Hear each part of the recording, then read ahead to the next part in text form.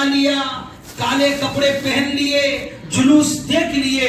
کربلا کا یہ پیغام ہے۔ کربلا کا پیغام یہ نہیں ہے، کربلا کا پیغام یہ ہے کہ حضرت حسین نے وہاں جو حق کا ساتھ دیا تھا، آج بھی ہمیں حق کا ساتھ دینا ہے، آج بھی ہمیں حق والوں کے ساتھ کھڑے ہونا ہے۔ باطل تو مٹنے کے لیے آیا ہے۔ حضرت حسین کا کربلا کے میدان سے سب سے بڑا یہی پیغام ہے کہ ظالم کبھی کامیاب نہ ہوگا اور مظلوم کبھی ناکام نہ ہوگا۔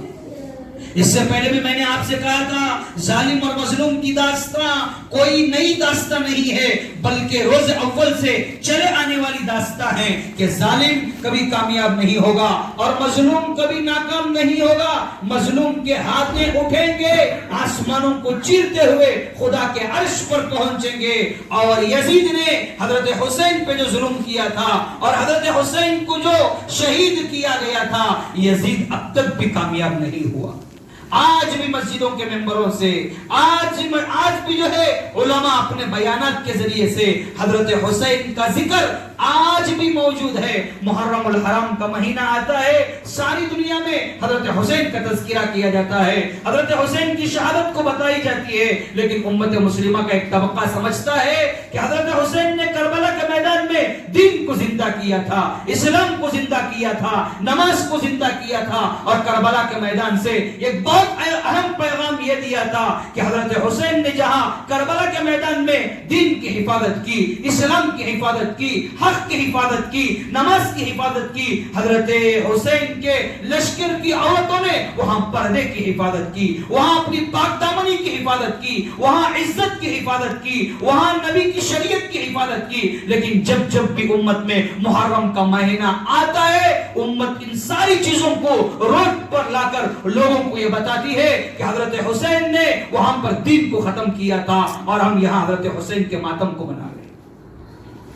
مسلمانوں، ابھی آپ کے پاس تاریخ کھلی ہوئی ہے، آپ نے تاریخ کے کئی واقعات کو سنا ہے، کئی واقعات کا آپ تاریخ کے آپ نے خود مطالعہ کیا ہے کہ اس سے پہلے بھی میں نے آپ سے کہا تھا کہ فلسطین کا اور ہمارا جو ہے یہ بہت گہرا تعلق ہے۔ یہ فلسطین یہ کوئی ہمارے لیے نئی چیز نہیں ہے، بیت المقدس، مسجد اقصی، یہ ہمارے لیے یہ ہمارے پرانے تعلق رکھنے والی چیزیں ہیں۔ اور قرآن نے خود کہا، سبحان الذی اسری بعبدہ لیلا من المسجد الحرام الی المسجد الاقصی الذی بارکنا حولہ لنریہ من آیاتنا، کہ بیت المقدس کا اور مسلمانوں کا بہت پرانا رشتہ ہے اور بہت اہم رشتہ ہے۔ وہ رشتہ یہ ہے کہ اللہ کے نبی جب معراج کے سفر میں لے کر گئے تھے، جب معراج کے سفر میں اللہ کے نبی مسلمانوں کو وہاں پر ختم کیا جا رہا ہے، آج بھی ہمارے پاس موقع ہے کہ ہم حق کا ساتھ دیں، لیکن آج بھی جو ہے وہ جو ہے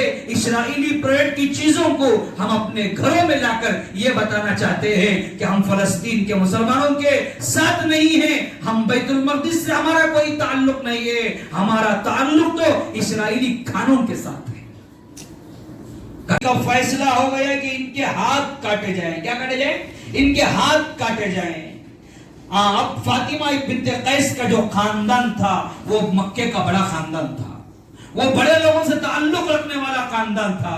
انہوں نے حضرت زید کو اللہ کے نبی کی خدمت میں بھیجا اور کہا کہ مکے کے عزت دار خاندان کے لوگ ہیں، عزت دار قبیلے کے لوگ ہیں، اگر فاطمہ بنت قیس کے ہاتھ کاٹے جائیں تو ہمارے خاندان کی عزت چلی جائے گی، ہمارے خاندان کی ناک کٹ جائے گی۔ آپ نبی کے پاس جائیں اور جا کر نبی سے کہیں کہ اس فیصلے پر نظر ثانی کریں، اس فیصلے کی اور ایک مرتبہ تحقیق کر لے۔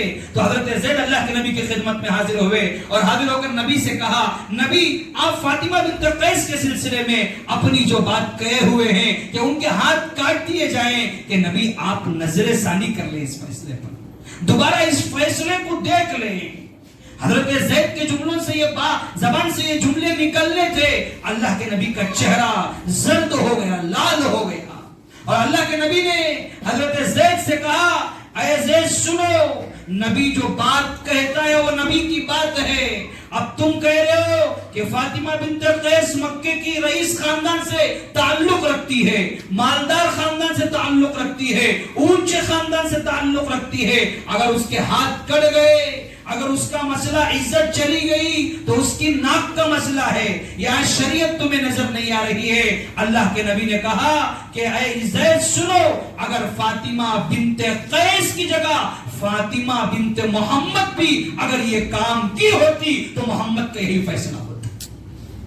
محمد کا یہی فیصلہ ہوتا کہ مالداروں کی وجہ سے، چند دھوکے بازوں کی وجہ سے شریعت کا کوئی فیصلہ بدلے گا نہیں. حضرت حسین کی شہادت اپنی جگہ ہے، لیکن شریعت اپنی جگہ ہے کہ شریعت جو کہتی ہے کہ شہداء کا ماتم نہیں منایا جاتا، ہم حضرت حسین کا ماتم نہیں مناتے. یہ قرآن اعلان کر رہا ہے یا ایھا الذین آمنوا استعینوا. قرآن کہہ رہا ہے ولا تقولوا لمن يقتل فی سبیل اللہ اموات. جو اللہ کے راستے میں شہید ہوئے ہیں، اللہ کے راستے میں جنہوں نے اپنی جان مال لٹائی ہے، وہ گویا اللہ کی نظر میں مردے نہیں بلکہ وہ زندے ہیں. لیکن ہم لوگ نہیں جانتے. ہم لوگ آج نئی نئی چیزیں، نئے نئے رسم و رواج اور نئی نئی چیزوں کو اپنی زندگیوں میں لائے ہیں.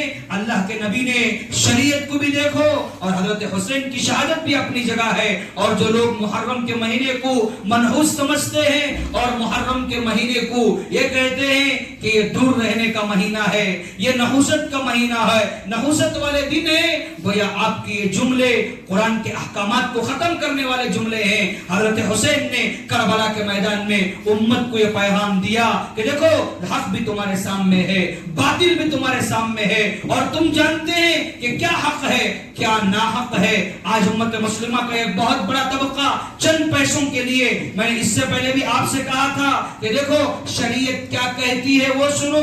ایسے انسان نہ بنو کہ آپ کے مرنے کے بعد لوگ آپ سے یہ کہیں کہ مر گیا مردود، نہ فاتحہ نہ درود. امت مسلمہ کا ایک طبقہ پیسے کمانے کے لیے، چیزیں کمانے کے لیے، امت مسلمہ کا ایک بہت بڑا طبقہ آج اس بات پر آ کر پہنچا ہوا ہے کہ ان کو ایمان سے کوئی مطلب نہیں ہے، اسلام سے کوئی مطلب نہیں ہے، شریعت سے کوئی مطلب نہیں ہے. انہوں نے اپنے گھروں کو ایسے لوگوں پر، اپنے گھروں کو کرایہ پر دیا ہوا ہے، ان لوگوں کے گھروں کے ذریعے سے بجائے امت کو فائدہ ہونے کے امت کو آج نقصان ہو رہا. امت مسلمہ میں ایک مسئلہ ہے کہ ایک گھر میں عورت رہتی ہے، ایک گھر میں مرد رہتا ہے. اب تو بہت سارے لوگ جو باہر سے آئے ہوئے ہیں انہوں نے کیا کیا ہے، ایک طرف